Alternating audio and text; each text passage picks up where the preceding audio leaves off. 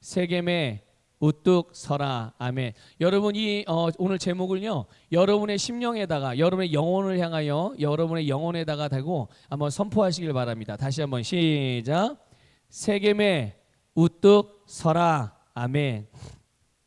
이제 하나님께서 이스라엘 백성들에게 주시겠다고 약속하셨던 이 가나안 땅, 이 가나안 땅은 젖과 꿀이 흐르는 땅이에요. 이제 하도 들어서 다 아시죠. 이제 이 가나안 땅은 젖과 꿀이 흐르는 땅이고, 하나님께서 이미 이 땅에 이스라엘 백성들이 들어와서 이제 살게 되면, 그 땅을 이스라엘 백성들이 자기의 것으로 취하기만 하면 그곳에서 그들이 살아가는 데 필요한, 정말 하나님께서 계획하셨던, 하나님께서 뜻하셨던 정말 풍성하고 정말 아름답고 기름진 삶, 이런 삶을 살기에 필요한 모든 것들을 이 가나안 땅에 예비해 놓으셨어요.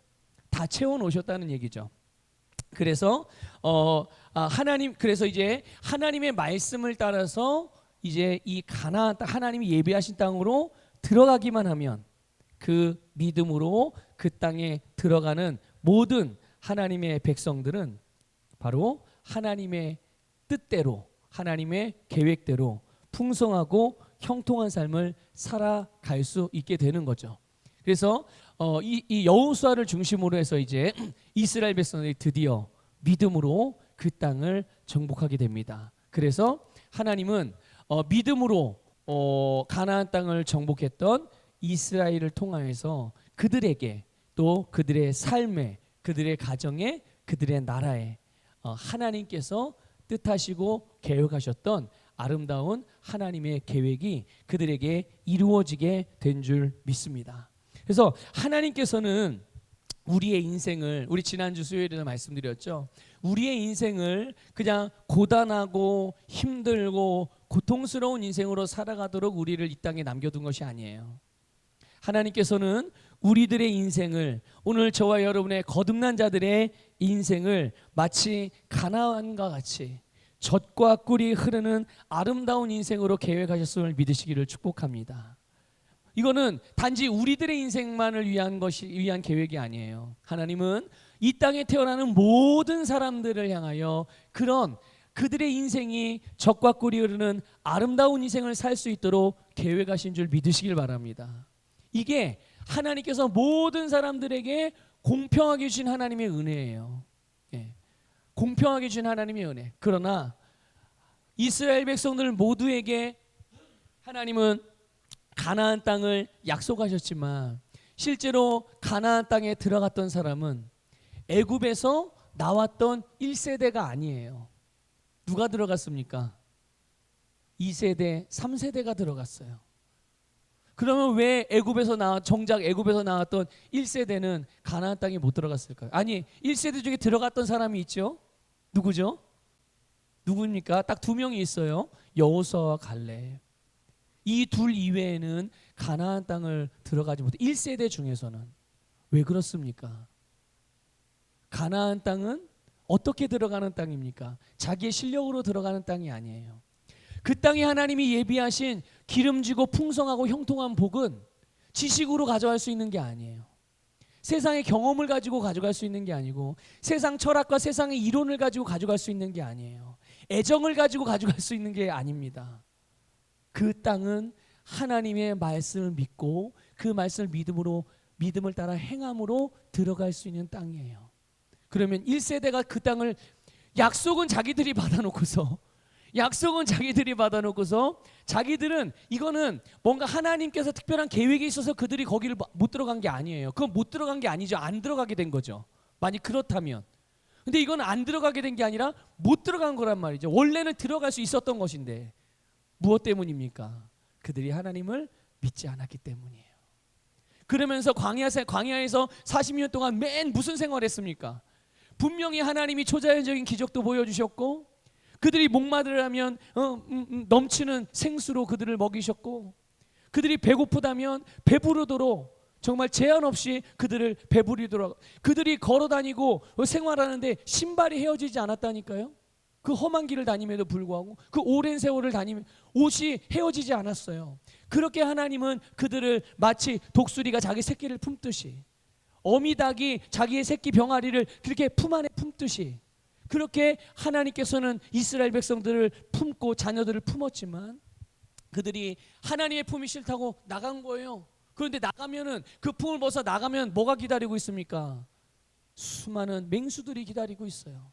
때로는 잡혀먹고, 때로는 상처기가 나고, 때로는 위험한 일을 당하기도 하고. 1세대는 결국 하나님의 말씀을 믿지 않으므로 불평하고 원망하는 세월을 40년 동안 보내다 결국 그냥 그들이 불평하고 원망했던 대로, 그들이 말했던 대로죠. 그들이 믿었던 대로예요. 물론 하나님이 원하시는 믿음은 아니었지만 그 반대의 믿음을 사용한 거죠. 죽겠습니다. 못하겠습니다. 힘듭니다. 안 됩니다. 왜 안 되지요? 결국 그들이 믿고 알고 고백한 대로 그들은 거기서 불평과 원망만 하다가 생을 마감하게 된 거예요. 그러나 하나님께서는 모든 그런 것처럼, 그리고 이스라엘 백성들의 2세대 3세대들, 그들은 어떻게 했습니까? 하나님의 말씀을 따라 행하여 결국은 하나님의 말씀을 따라 믿음으로 가나안 땅을 들어가서 정복할 수 있게 됐어요. 마찬가지예요. 하나님은 모든 사람에게 공평하게 그들의 인생을 풍성하고 부요하고 형통한 인생을 살아갈 수 있는 계획을 하나님께서 각 인생마다 세우셨어요. 그런데 그런 인생은 어떻게 그들이 자기의 것으로 만들어갈 수 있을까요? 바로 믿음으로예요. 믿음으로. 어떤 이들은 예수를 믿음으로 그 가나안 땅에 들어가는 이들이 있는가 하는 반면, 어떤 이들은 똑같은 기회가 주어졌지만 믿음을 믿지 않으므로 자기의 인생을 자기 스스로 책임지며 자기 스스로 고군분투하며 열심히 살아보려고 하지만 그들을 향하여 덤비려는 수많은 맹수들 사이에서 고통과 고난과 아픔과 허무 속에 살다가 결국은 멸망하게 되는 안타까운 마지막이 될 수밖에 없는 것이죠. 여러분 기억하십시오. 하나님께서 우리의 인생에 대한 계획은 아름답고 풍성하고 부요하고 기름지고 형통한 삶이라는 것을 믿으시기를 주님의 이름으로 축복합니다. 그래서 누구든지 예수 그리스도를 믿고 말씀을 따라 살아가는 이들에게는 풍성하고 형통한 삶이 이루어지게 되는 거예요. 오늘 본문 1절에 보게 되면 여호수아가 이스라엘 백성들과 모든 지도자들을 세겜으로 불러 모았어요. 그리고 이곳에서 이제 이스라엘 백성들에게 새로운 신앙의 결단을 촉구하는 내용이 나오는 거예요. 새로운 신앙의 결단. 이스라엘 백성은 이제 하나님께서 정말 약속하신 것들을 그들 안에서 다 이루어지는 거예요. 이제 정말 가나안 땅에 정착하게 됐고 가나안 땅을 정복하게 됐어요. 그리고 실제로 이제 그들은 거기에서 수많은 소출들을 얻고 그것을 통해서 부유한 삶을 살 수 있게 된 것입니다. 그런데 그동안은 어떤 삶을 살았습니까? 이스라엘 백성들이 이제 가나안 땅을 눈앞에 두고 이곳을 정복하기부터 지금까지 이들은 이제 가나안 땅을 정복하는 일 자체에 집중을 했어요. 거기에 정착하는 일, 땅을 차지하는 것에 집중을 했었죠. 그래서 이제 정말 그 땅을 차지하게 됐고 정착할 수 있게 됐어요. 그런데 오늘 하나님께서는 여호수아를 통해서 이스라엘이 다시 한번 그 다음 단계로 나아갈 수 있는 결단을 촉구하는 거죠. 지금 이 순간에 머물지 않도록. 왜요? 왜 그렇습니까? 하나님의 계획은 거기에 머무는 게 아니었거든요.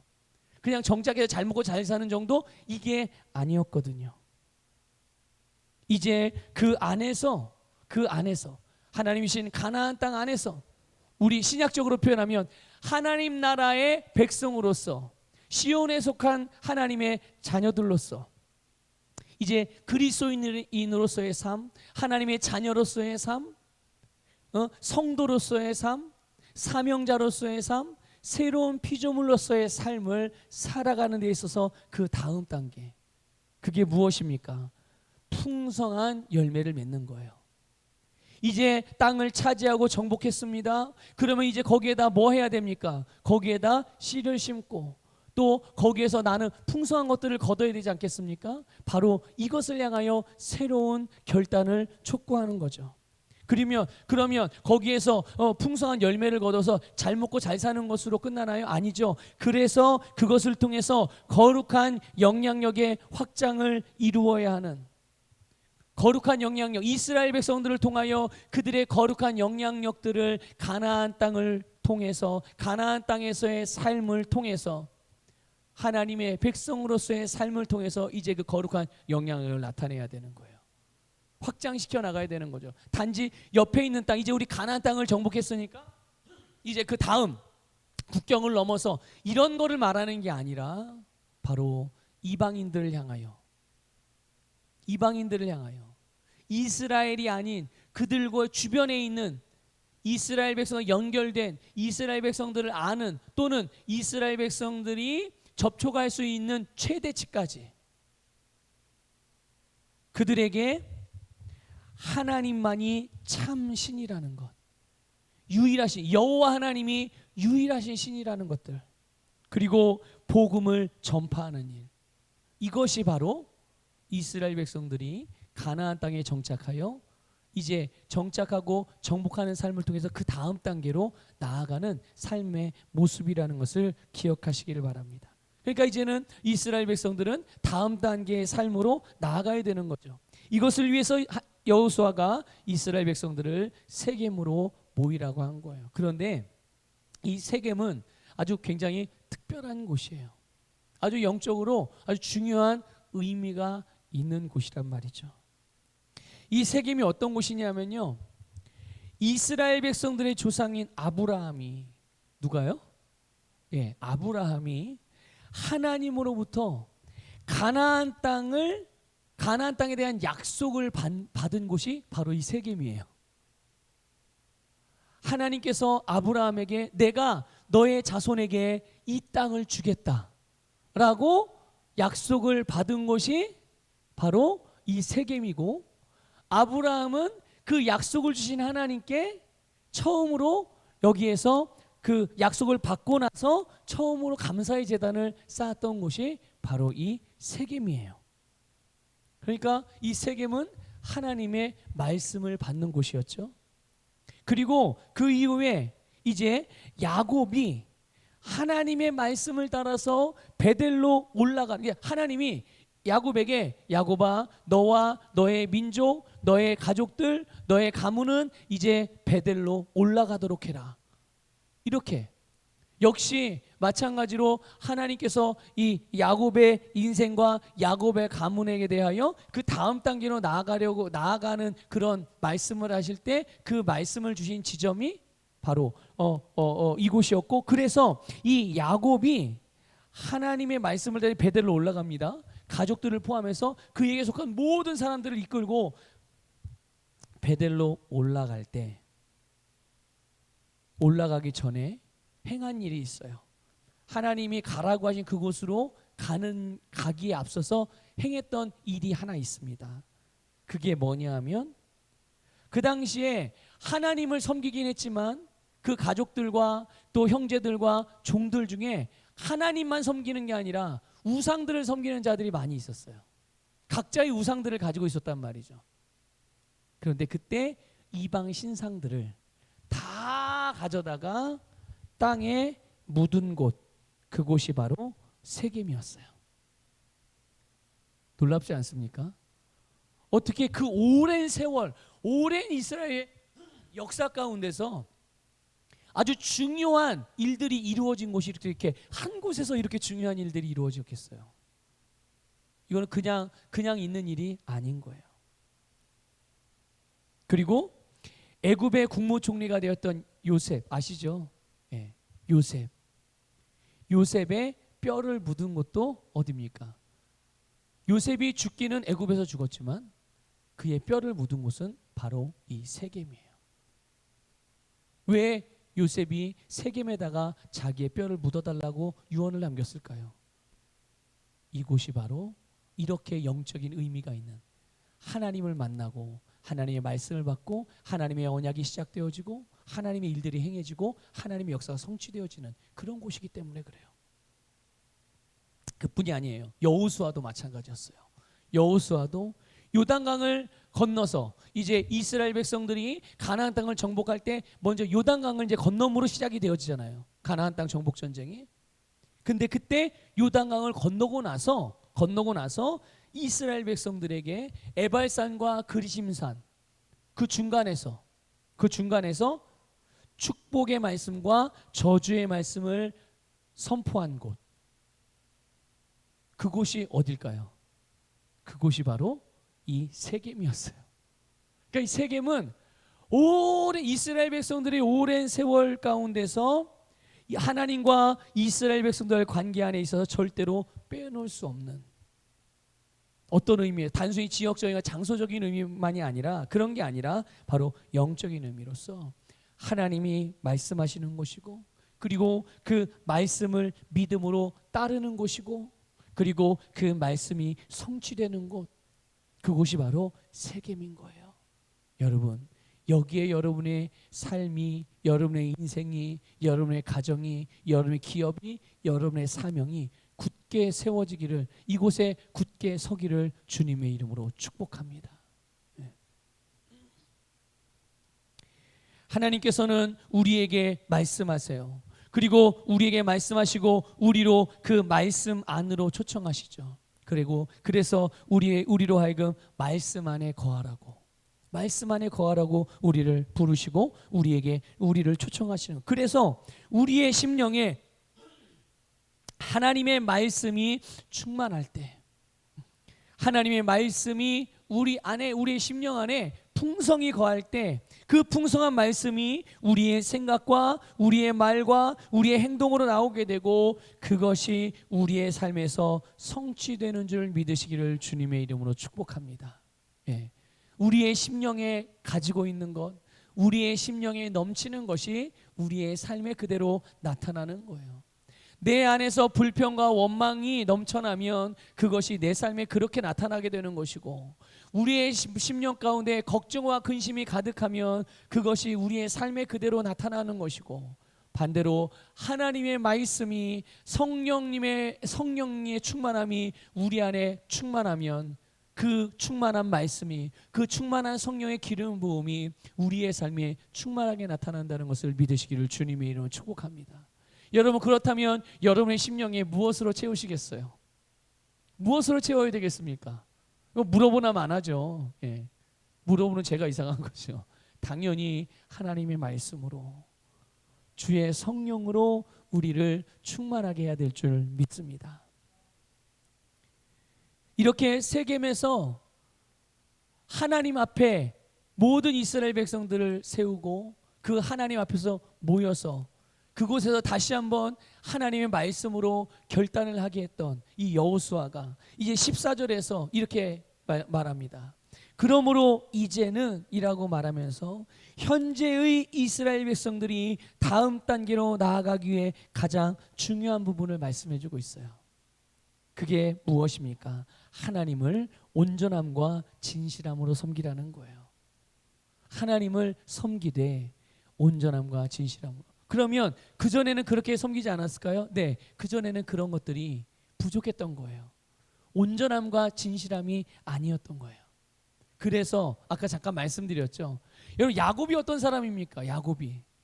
야곱은 하나님을 의지하고 정말 하나님의 천사와 씨름해서 이긴 사람이에요. 그래서 그의 이름이 야곱이 나중에 변해서 뭐가 됩니까?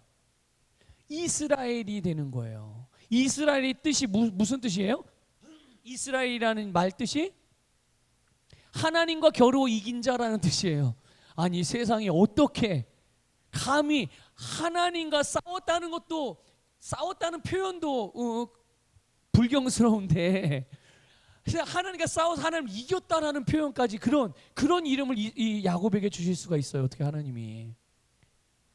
그러니까 얼마나 하나님을 의지하고 신뢰했던 자였던 거지. 그 이름을 보면서도 우리는 알 수가 있잖아요. 자, 그런데 그와 함께했던 가족들과 그와 함께했던 사람들 가운데 얼마나 우상 신상들이 많이 가지고 있었어요. 그렇다고 그들이 하나님께 예배를 안 드렸나요? 하나님께 11조를 안 드렸나요? 하나님께 하나님의 말씀을 따라 행하지 않았나요? 아니요. 하나님이 가라면 갔고 오라면 왔고 하나님께 예배드리라면 예배드렸고 그런데 그럼과 동시에 한편으로는 각자의 우상들을 가지고 있었던 거예요. 그런데 오늘 여호수아가 무엇을 말합니까?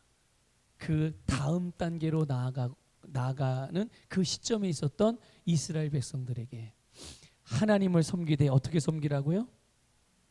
예, 온전함과 진실함으로 하나님을 섬겨라. 이렇게 말씀하고. 여러분, 온전함이라는 말 뜻이 무엇입니까? 흠잡을 데가 없는, 과오가 없다라는 의미예요. 그러니까 하나님을 섬기는 일에 있어서 흠잡을 데가 없이 하나님을 섬기고 정말 과오, 실수가 없이 하나님을 섬기는 일. 여러분, 하나님을 섬기는 일에 있어서 우리 가운데, 이 세상 가운데 무엇이 흠잡을 데 없으며 무엇이 과오가 없고 무엇이 실수가 없이 완벽하게 하나님을 섬길 수 있겠어요? 무엇이요? 그것은 바로 하나님의 말씀이에요.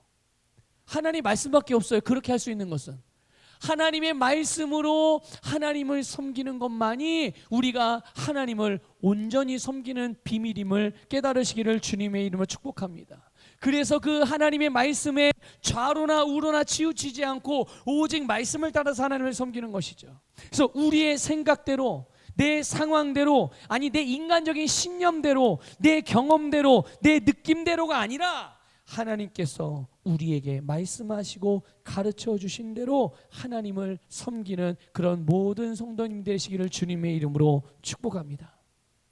이것은 여러분, 우리의 주권, 우리의 삶의 주인이 하나님이라는 것을 매일매일 매 순간 인정하며 고백하는 신앙과 같은 거예요. 하나님을 말씀을 따라 섬기는 일. 우리가 왜 하나님을 섬기되 말씀을 따라 섬깁니까? 그분이 나의 주님이시니까요. 그분이 나의 전부이시니까요.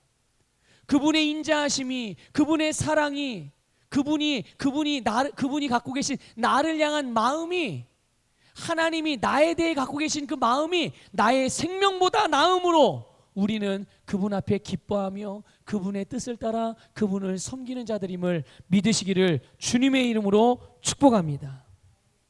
그러니 우리가 매일매일 말씀을 따라 하나님을 섬기는 것, 그것이 곧 예수님의 주되심을 고백하는 것이에요. 그래서 예수 그리스도가 나의 주인이시면 그 주인의 말씀을 따라 행하는 것, 어떻게 하는 게 주님의 말씀을 따라 행하는 것입니까? 그 말씀을 따라 나의 인생의 계획을 세우고 그 말씀을 따라서 하루하루의 일정의 계획이 되어지고 그 말씀을 따라서 나의 선택과 결정이 이루어지고 이것이 바로 하나님을 온전하게 섬기는 일임을 깨달으시기를 주님의 이름으로 축복합니다. 내 할 일 다 해놓고 남는 시간에 하나님을 섬기는 게 아니에요. 하루의 삶에, 한 달의 삶에, 1년의 삶에, 평생의 삶에 하나님을 섬기는 일이 첫 번째예요. 하나님의 말씀을 따라 행하는 일이 첫 번째. 그 다음에 그 말씀을 따라서 나의 모든 인생이 계획되어지고 선택되어지고 실행되어질 때 그것이 주님 안에서 우리의 모든 삶의 영적인 질서가 바르게 세워지고 그 영적인 질서 안에서 우리의 삶은 형통할 수밖에 없고 다음 단계로 나아갈 수밖에 없는 그런 삶이 되는 줄 믿으시기를 주님의 이름으로 축복합니다. 또 여러분, 오늘 진실함으로 하나님을 섬기라고 그랬어요. 자, 진실함으로, 이 진실함이라는 말은 견고하다, 믿을만하다, 충실하다라는 뜻이에요. 진실하다라고 하면 어떤 그 진실한 마음, 진실한 어떤 감정의 상태, 뭐 이런 것들을 생각하죠. 물론 그런 의미도 있기는 하죠. 근데 오늘 원어의 뜻이 그것만 있는 게 아니에요. 견고하고 믿을만하고 충실하다는 의미예요. 주님을 섬기는 일에 있어서, 주님의 말씀을 따르는 일에 있어서 어떤 상황에도 흔들림 없이 충성스럽게 주님을 따르는 거예요. 아무리 급한 일이 있어도, 아무리 하자 하는 바가 있어도 그것이 하나님의 말씀과 다르면 먼저 무엇을 선택해야 되는 거예요? 당연히 하나님의 말씀을 선택하는 거예요. 그렇게 주님을 따르는 거죠. 자, 그러면 어떻게 하는 것이 주님을 따르는 걸까요? 주님을 따르잖아요. 주님을 따르는 게 어떻게 그렇게 충성스럽게 따르는 것입니까? 그것은 바로 그분의 부르심에 응답하는 거예요. 그래서 그분의 일에 참여하는 것입니다. 여러분, 주님의 부르심, 주님의 일에 참여하시기를 주님의 이름으로 축복합니다.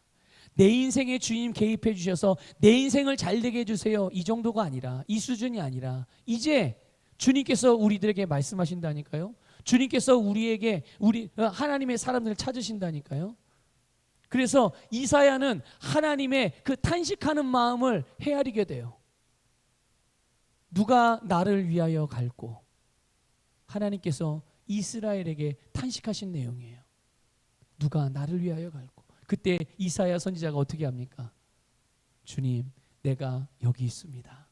나를 보내소서. 나를 보내소서. 하나님께서 이사야 보고 가라고 한 것도 아니에요. 단지 하나님의 마음을 이사야에게 나타낸 것밖에 없어요. 그런데 그 하나님의 마음을 알아. 그 하나님의 마음을 헤아려서 그 마음을 자기의 마음, 하나님의 마음에 자기의 마음을 합하여, 주님, 제가 갈게요. 주님, 탄식하지 마세요. 주님, 마음 아파하지 마세요. 주님을 위해서 일할 사람, 오늘 이 시대에 바로 내가 하나님의 일을 위해 하나님의 일을 할 사람이에요. 제가 갈게요. 여러분, 이것을 우리는 사명이라고 말하고, 이것을 우리는 헌신의 삶이라고 말하는 겁니다.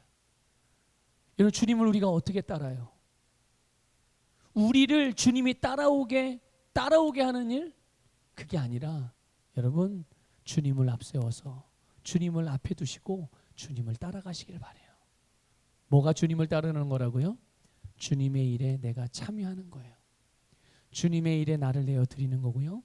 주님께서 우리를 향하여 부르신 그 사명의 부르심에 내가 아멘하고 내가 그것에 참여하는 것임을 믿으시기를 주님의 이름으로 축복합니다. 이스라엘 백성들은 이제 가나안 땅에 정착했죠. 그곳에서 적과 꿀이 흐르는 풍성한 삶을 살 수 있게 됐어요. 그러니까 살 수 있게 된 게 지금 살고 있다는 얘기는 아니에요. 이제 그들이 그렇게 살 수 있도록 만들어 가야 되는 거죠. 그러나 하나님은 이스라엘 백성들이 풍성한 삶을 사는 것 그 자체가 이스라엘 백성을 가나안 땅으로 들어오게 하고 인도하셨던 목적이 아니에요. 하나님은 당신의 백성들을 풍성케 하시고 하나님의 자녀들을 형통케 하셔서 그 풍성함과 형통함이 이제 하나님의 백성들을 시작으로 그들을 통하여 모든 족속에게, 온 세상에게 흘러가게 하시는 것이 하나님의 뜻임을 믿으시기를 주님의 이름으로 축복합니다. 그래서 모든 민족, 모든 사람으로 인하여 여호와 하나님이 진짜 신이구나. 여호와 하나님만이 우리가 섬겨야 될 유일하신 하나님. 여호와 하나님이 우리를 지으신 분이구나. 여호와 하나님이 우리를 구원하시는 분이구나. 여호와 하나님이 우리의 모든 필요의 공급자이시구나. 여호와 하나님만이 전능하신 하나님이시구나. 오직 예수 그리스도만이 구원자임을 알고 믿고 거듭나는, 누가요? 모든 세상이, 온 세상 모든 사람들이 구원받기를 원하시는 것, 이것이 하나님의 뜻인데 그 일을 어떻게 이루신다고요? 바로 하나님의 백성을 통해서, 이스라엘 백성들을 통해서, 오늘의 바로 그리스도인들을 통해서, 저와 여러분을 통해서. 이번 주일 말씀 가운데도 오늘 이번 주일 말씀 주제도 이제 이런 부분인데, 이런 부분의 말씀을 좀 나누려고 합니다. 어쨌든 이것을 위해서 하나님의 백성들은 이제 하나님께서 우리에게 주신 사명, 부르심, 바로 봉사의 직분에 대하여 진실하게, 믿을만하게, 흔들림 없이 견고하게, 충성스럽게 감당해야 되는 줄 믿으시기를 바랍니다. 바로 이것이요, 곧 다음 단계로 인도하시는 하나님의 방식인 거예요.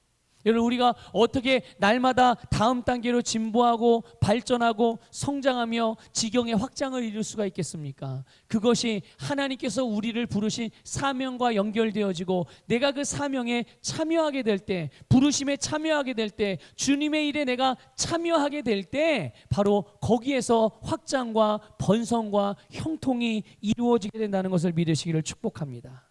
그래서 우리 모든 성도님들이 이렇게 주님의 일에 참여하셔서, 참여하는데 억지로가 아니에요. 적극적이고 기쁨과 감사함으로 참여하셔서 하나님께서 우리를 통해서 또한 우리로 다음 단계로 나아가게 하시는 그 하나님의 완전하신 뜻과 계획이 여러분들을 통해 다 성취되기를 주님의 이름으로 축복합니다. 자, 그런데 하나님의 백성들이 온전하게 진실함으로 하나님을 섬기는 것, 이런 것을 불가능하게 만드는 게 있어요. 이걸 어렵게 만드는 게 있단 말이에요. 이 말은 다시 다른 말로 표현하면 우리가 모든 그리스도인들이 그 다음 단계로 나아가고 성장하는 것이 하나님의 뜻이고 계획인데, 원하시는 바인데, 그 다음 단계로 나아가지 못하게 발목을 잡는 것들이 있다는 거죠. 그 내용이 14절에서 이렇게 표현되어져 있습니다. 너희 조상들이 강 저쪽과 애굽에서 섬기던 신들, 이것들이 있다는 거죠. 또 15절에 보면 너희가 거주하는 땅에 있는 아모리 족속의 신들, 이것들이 하나님을 온전하고 진실하게 섬기지 못하게 하는, 하나님께서 우리를 향한 완전하신 그 계획이 다 이루어지지 못하게 만드는 그런 역사들이라는 것이죠. 여러분, 과거에 이방신들을 섬기던 습관들, 여러분 예수 그리스도 이외에 다른 것이 우리 안에서 주인 행세하던 것들, 그것들을 어떻게 하기를 주님께서 말씀하시는 겁니까? 버리기를 말씀하시는 거예요. 버리기를 말씀하시는, 그것을 버리고 내가 과거에 주님이 아닌 다른 것, 그렇잖아요. 내가 예수님을 안 믿었을 때는 나의 주인이 뭐가 주인이었습니까? 어쨌든 예수님이 아닌 것들이 내 주인 행세를 했고, 내가 그 내 중심의 자리를, 주인의 자리를 그것들에게 내어 주었단 말이죠. 그래서 나는 내 인생을 그것에 의해서 좌지우지하게 했고, 그것에 의해 선택했고, 그것에 의해 그래서 선택과 결정, 내 인생의 기준이 되었던 것들, 예수님이 아닌 다른 것들, 우리가 예수님을 믿지 않았을 때는 그런 것들이 우리의 인생의 주인 아니었겠어요? 그런데 이제 그것들을 어떻게 해요? 다 버리고 남겨놓지 않는다는 얘기예요. 남겨놓지 않고 오직 주님만을 섬기기를 원하시는 거죠. 여러분, 그래서 그런 게 있어요.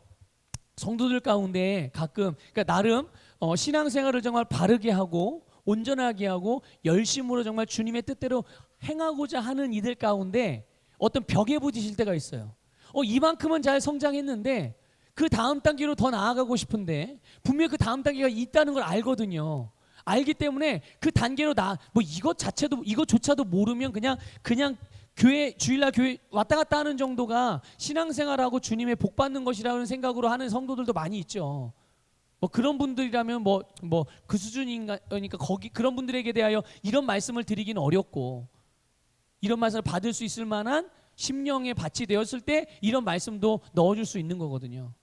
자, 그런데 어쨌든 그런 열심과 그 정도의 말씀, 그런 열망을 가지고 있는 성도들 중에 어떤 벽에 부딪혀서 그 다음 단계로 그게 돌파가 잘 안 일어나는 그런 성도님들이 있어 답답해하는 분들이 가끔 있어요.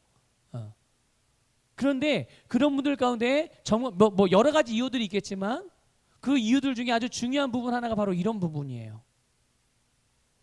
내가 붙들고 있었던 이전의 것들, 이걸 아직 놓지 못한 분들이, 아니 자기는 그걸 놨다고 생각하고 버렸다고 생각을 했는데 실제로는 버리질 않은 거예요. 그냥 시간이 지나서 잠시 내 기억에서 잊어버리고 있었을 뿐이지 아직 그럼 이런 남겨져 있는 것들은 완전히 버린 게 아니라 남겨져 있는 것들은 언젠가는 또 다시 튀어나오겠죠. 언제요? 이것이 나타날 만한 상황과 조건이 딱 맞춰지면 이것이 나오게 되는 거예요. 네. 그런데 이것을 바로 제거하고 버리면 바로 돌파가 이루어져요. 그런 성도님들이 종종 있거든요. 이게 무엇을 의미하는 걸까요? 바로 하나님께서 우리로 하여금 더 나은 삶과 더 발전된 그런 삶으로 우리를 다음 단계로 인도하시고, 하나님께서 우리를 통해서 이루시고자 하시는 하나님의 그 아름다운 뜻들이 이루어지는 일을 가로막는 장애물들이 되어지는 거예요. 걸림돌이 되는 거죠. 오늘 이런 것들이 혹시 있다면 여러분을 예수의 이름으로 이것들을 버리시기를 주님의 이름으로 축복합니다. 오늘 본문 15절 말씀 한번 읽어볼게요. 15절 읽겠습니다. 시작. 만일 여호와를 섬기는 것이 너희에게 좋지 않게 보이거든 너희 조상들이 강 저쪽에 섬기던 신들이든지 또는 너희가 거주하는 땅에 있는 아모리 족속의 신들이든지 너희가 섬길 자를 오늘 택하라. 오직 나와 내 집은 여호와를 섬기겠노라 하니. 아멘. 여호수아가 이스라엘 백성들에게 둘 중 하나만을 선택하라고 도전해요. 조상들이 갈대아 우르나 애굽에서 섬기던 신들, 그리고 지금 이스라엘 백성이 살고 있는 곳이 어디입니까? 가나안이잖아요. 가나안 원주민들이 섬기던 신들이 있단 말이죠. 그 신들 이 사이에서 이것과 또 하나님 사이에서 둘 중에 하나. 하나님을 섬길래? 아니면 너희들이 조상부터 섬겼던 이방신들이나 지금 여기에 이렇게 널려있는 여기 원주민들이 섬기고 있는 이방신들을 섬길래? 누구를 섬길래? 이렇게 도전하는 거예요. 그러면서 여호수아는 자기 자신과 자기의 가족은 여호와 하나님을 섬기겠다고 먼저 하나님을 선택을 합니다. 이스라엘 백성들이 뜻밖에도 아주 단호하게 결정을 내려요. 아주 단호하게 결정을 내립니다. 여호와 하나님을 섬기겠습니다. 그분이 우리의 하나님이십니다. 이렇게 고백하고 선택합니다. 여러분, 오늘 여러분에게 이렇게 담대한 선택이 이루어지기를 주님의 이름으로 축복합니다. 담대하게 주님을 선택하십시오. 담대하게 말씀만을 선택하시기를 축복합니다. 이스라엘 백성들이 세겜에서 하나님만을 섬길 것을 선택한 것, 이 놀라운 사건, 이것은 하나님이 살아계시고 살아계신 하나님께서 친히 그들을 인도하셨음을 그들이 알고 있었기 때문이에요. 그게 17절 18절에서 이스라엘 백성들이 고백한 내용입니다. 하나님이 친히 그들과 우리와 함께 하셨다. 절대로 부정한 거나 부인할 수 없는, 확실하게 알고 있었던 것이죠. 네. 여러분, 이스라엘 백성들이 결국은 세겜에서 다른 신들을 버리고 하나님만을 선택했어요. 이것처럼 오늘 우리가 아직 버리지 않고 있는 혹시 우상들 또는 세상의 습관들이 있다면 그것들을 반드시 버리시기를 바랍니다. 여러분, 내가 버리면 버려져요. 믿습니까? 내가 버리면 버려집니다. 여러분, 아무리 좋은 핸드폰이라도 한번 버려보세요. 버려져요, 안 버려져요? 버릴 수 있어요. 근데 버려놓고 아까운 생각이 들면 어떻게 되죠? 다시 가서 주워오죠. 주워와요. 네. 자, 여러분, 쓰레기를 버려요, 남겨둬요? 쓰레기 왜 버려요? 좀 남겨두면 안 돼요? 어차피 내가 쓰던 것들이잖아요, 다. 내가 먹던 거잖아요. 근데 이거 근데 왜 버려져, 이거? 혹시 쓰레기 버렸다가 다시 주워오시는 분들 계세요? 아마 절대 그런 분들 없을걸요? 왜 그렇습니까? 쓸데가 없죠. 아니, 쓸데없는 것만이 아니에요. 쓸데가 없기만 하면 또 혹시 몰라요. 다음번에 쓸 수 있는 일이 생길지도 모르니까 그냥 어디다 이렇게 구석에다 처박아 놓을 수도 있죠. 근데 우리가 쓰레기를 버리는 이유는 그게 우리에게 해를 주기 때문이에요. 여러분, 쓰레기 남겨놓으면 반드시 우리에게 해를 끼칩니다. 우리를 불결하게 만들고 우리에게 질병이 걸리게 만들고, 네? 우리에게 장애물을 만들어요. 그래서 쓰레기 버리는 거예요. 여러분, 우리가 하나님께서 우리에게 왜 이방신들 우상을 버리고 하나님이 아닌 다른 주인을 버리고 또 세상 문화를 거절하고 왜 이것들을 버리고 거절하라고 말씀하시는 것일까요? 이게 쓸모가 없어요. 그렇죠, 쓸모 없죠. 쓸모없는 것도 맞는 말이에요. 근데 단지 쓸모없기만 한 게 아니라 그게 우리에게 있으면 그게 어떻게 하니까요? 우리를 위험에 처하게 만드니까요. 우리를 해롭게 만드니까요. 네? 그런데 어떤 이들의 생각에는 그것을 혹시 몰라서 필요할지 모르니까 나에게 도움이 될 줄 알고 남겨두는 거예요. 이런 어리석은 일이 있으면 절대로 안 될 줄 믿습니다. 여러분 가끔 TV에 그런 거 나오잖아요. 집안에 온갖 쓰레기들을 막 가득 채워놓은 거 한번 보신 적 있으시죠? 아마 한 번쯤은 다 보셨을 거예요. 그런 사람들이. 근데 그런 사람들이 정상적인 삶을 합니까? 아니에요. 그런 사람들은요, 단 한 명도 정상적인 삶을 사는 게 아니에요. 다 정상적이지 않은 정신 상태, 영적인 상태로 인해서 그런 일들이 벌어지는 거예요. 여러분, 만일 이전에, 그러니까 내가 주님이 아닌 나에게 해가 됨에도 불구하고 내게 해가 되는 줄 모르고 오히려 그게 나에게 도움이 된다고 생각해서 그것을 붙들고 있거나 남겨두고 있는 것들이 있다면 여러분, 그건 정상적인 게 아닙니다. 그러니 오늘 그것을 버리시기를 주님의 이름으로 축복합니다. 버리십시오. 버리시면 되는 거예요. 그것을 거절하고 주님께 버린다고 고백하세요. 말하시고 실제로 그것에 대하여 떠나가라고 예수의 이름으로 명하시길 바랍니다. 그리고 다시는 그것들을 생각하지 않으면 돼요. 왜? 그것은 나에게서 이제 떠나갔으니까. 어떻게 그것들이 지발로 걸어 나갔습니까? 아니에요. 내가 버렸기 때문이에요. 내가 버렸으니 이제는 나에게 없게 되는 것입니다. 이것을 버리지 않으면 내가 계속 붙들고 있으면 그 다음은 없어요. 다음 단계로 나아갈 수가 없는 거죠. 버리면 그 다음 단계로 나아갈 수가 있는 거예요. 여러분 누구나 실수하거나 잘못할 수 있어요. 그런데 하나님의 자녀들에게 있어서는 전혀 문제될 것이 없어요. 왜 그렇습니까? 돌이키면 되니까요. 돌이키면 되는 거예요. 근데 이 말씀을 여러분 오해하지는 마시기 바랍니다. 하나님의 자녀들이 죄 지어도 된다라고 오해하시면 안 돼요. 성경에 어디에 하나님의 자녀들이 죄 지어도 된다고 되어 있습니까? 죄 지지 말라고 되어 있지. 그렇죠? 네. 하나님의 말씀에서 벗어난 일을 행하는 것은 하나님의 자녀의 삶이 아니에요. 그런데 왜 우리에게 잘못된 행동이나 실수가 있어도 괜찮다고 말하는 것입니까? 우리에게 돌이킬 수 있는 기회가 있기 때문에 괜찮은 것이지. 네? 그런데 가끔 이 착각하는 성도들이 있어요. 그게 뭐냐면 내가 어떤 잘못을 했단 말이에요. 실수를 했어요. 하나님께서 원하시는 게 아닌데 그런 일들을 했어요. 근데 내가 돌이키면 되지.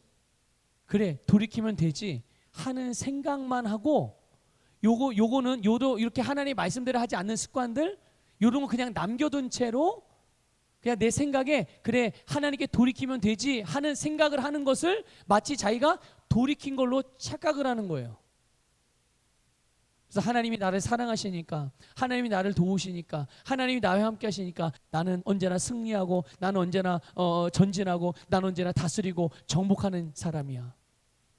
이렇게 외치는 거죠. 근데 이거 버려졌어요? 안 버렸어요? 버렸어요? 안 버렸어요? 안 버리고 남겨둔 거예요. 그래서 다음번에 똑같이 이 일을 똑같이 하는 거예요. 근데 이게 잘못된 것인지 본인이 잘 몰라. 이런 일들이 가끔 일어나는 분들도 있어요. 중요한 건 뭡니까? 돌이키는 거예요. 버릴 것들은 반드시 버려야 되는 거예요. 이걸 버리지 않고 남겨둔 채로 여전히 하나님이 나를 사랑하시고 나 하나님의 자녀고 나는 의인이니까 괜찮아. 우리가 괜찮은 이유는 돌이킬 수 있기 때문에 괜찮은 것이지. 그럼 돌이키는 게 뭡니까? 회개하는 게 뭐예요? 회개하는 게 하나님 앞에 내가 잘못한 것들을 다 일일이 하나하나 다 말하면서 하나님 잘못했습니다. 눈물 흘리는 게 회개입니까? 아니에요. 회개는 돌이켜야 회개예요. 잘못했다는 걸 알죠? 하나님의 말씀을 따라 내가 이게 하나님의 뜻이 아니었다는 걸 알아요. 알았으면 어떻게 하면 되죠? 잘못했다는 마음을 가지고 그 마음을 하나님께 고백하는 거예요. 주님, 제가 실수했습니다. 잘못했습니다. 그리고 제가 이 잘못된 습관을 지금 예수의 이름으로 버립니다.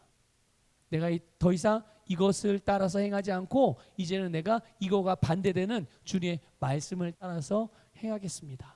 그래서 돌이키는 거예요. 이게 회개입니다, 여러분. 그러니까 여러분, 회개라는 단어를 사용하지 않아도 우리가 말씀대로 행하라는 그 말씀 안에, 그 보세요. 말씀대로 행하는 게 뭐예요? 하나님께서 하라고 한 일을 하는 것도 말씀을 따르는 일이지만, 하나님이 하지 말라고 했던 일에 대하여 그것을 행했을 때 하나님은 뭐라고 말씀하시나요? 돌이키라고 말씀하시잖아요. 그래서 거기서 돌이키는 것도 하나님 앞에 말씀을 따라 행하는 일이에요. 그러니 여러분, 우리가 하나님께서 우리에게 혹시라도 잘못된 부분들을 말씀을 통해서 알려주시는 것들이 있다면, 그것들을 또 성령께서 알게 하신다면 버려야 되는 부분들, 수정해야 되는 부분들, 제거해야 되는 부분들이 있는데 그것을 놔둔 채로 신앙생활 하시면 안 돼요. 그것들은 버리고 제거하고. 어떻게 버려요? 아까 말씀드렸잖아요. 내가 버리면 되는 거예요. 내가 이것은 내 것이 아니니 떠나갈지어다. 나는 내 이 잘못된 습관을 오늘부로 끝낸다. 선포하고 고백하고 거절함으로. 그리고 나서 무엇을 선택합니까? 이제 하나님의 말씀을 따라서 행하는 것을 선택하는 거예요. 그렇게 함으로 우리가 버릴 것을 버리고 하나님께서 우리에게 계획하신 정말 아름다운, 정말 형통한, 기름진, 풍성한 그런 아름다운 삶을 정말 살아내고, 그 삶을 통해서 우리에게 맡겨주신 하나님의 사명을 따라서 정말 우리를 통해서 하나님 주님의 복음이 전파되어지고, 우리를 통해서 하나님의 영혼구원의 역사들이, 하나님의 복 주시는 역사들이 우리의 세상 가운데 풍성하게 나타나게 되기를 주님의 이름으로 축복합니다.